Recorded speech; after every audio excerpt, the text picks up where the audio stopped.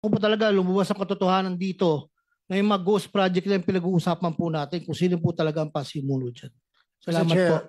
if I may, with the indulgence of Senator JB, ang problema sa iyo kasi, Mr. Alcantara, ikaw yung hepe.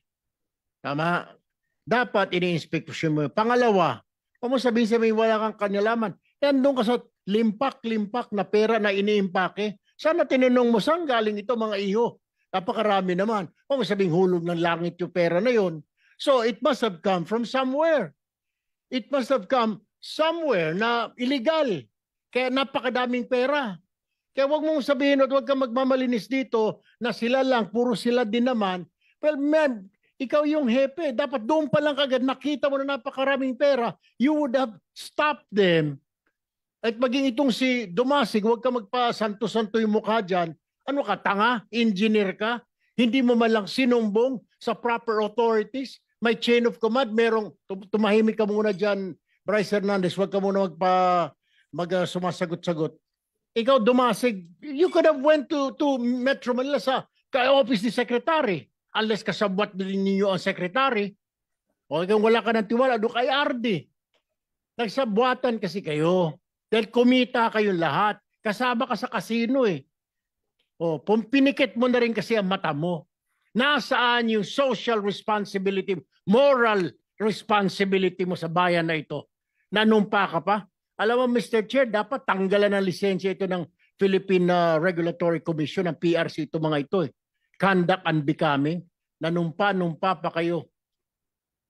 And, Mr. Chair, I think, and with the indulgence of Senator JB, I will not buy the explanation of Engineer JP Mendoza, Mr. Chair. Therefore, I would suggest that we cite this person in contempt, Mr. Chair. Any objection? Hearing none, the motion is approved.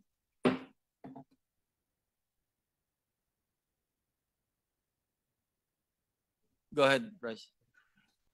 Yung sa amin po, umamin naman po kami na hindi ko alam bakit ayaw pa pong aminin ng boss namin na alam niya rin lahat ng nangyayari nito. Kami po, wala na pong mawawala sa amin.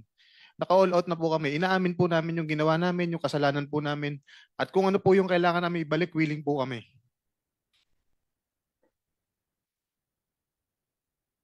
Hindi nyo pa sinasabi kung sino yung lahat yung mga proponents, sino yung pass-through, sino eh. Kulang pa yung inyong salaysay eh. Your Honor, sabi ko nga po, wala pa lang po akong hawak na matibay na ebidensya para makapagturo po. Ayoko pong magturo ng dahil gusto ko lang. So, piles of cash, naka-party-party na, wala ka man lang malay. Isa lang yung sinabi mo o may pinagtatakpang ka ba o ano? Wala pong pinagtatakpan, Your Honor. Bali sa, dun po kasi sa pile of cash na magkakaiwalay. Okay. Si Engineer Alcantara, hindi mo na rin maitatatwa, maitatanggi kasi nasa harapan mo yung piles of cash. More or less, alam mo rin kung paano yung, kasi ikaw ang district engineer eh. At ikaw rin tinuturo, nakausap kung sino-sinong tao. Kanino para sa proponent, kanino para kay, may mayor pa nga nababanggit eh. Alam mo rin yun eh, maski itanggi mo na wala kang kamali-mali sa pera, eh hindi naman doctor yung photograph eh. Inamin mo na rin, ikaw rin yung nasa harap ng katakot-takot na pera doon. Hanggang ngayon, hindi ko pa nga maipaliwanag kung bakit baliktad kontraktor na nagbabayad sa DPWH. Dapat DPWH ang nagbabayad sa kontraktor. Tapos cash pa yung bayad. So ano, nasaan na tayo?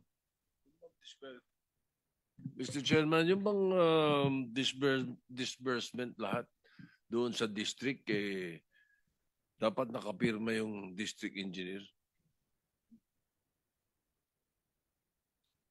Your Honor, Engineer Alcantara. yes po, after the accountant has signed, I will sign po. Ako po yung pinakahuli, Your Honor. So therefore, lahat ng mga ginawa nito mga ito, napirmahan mo? Yes po, I admit, Your Honor. Siguro, Mr. Chair, tapos na pong oras ko.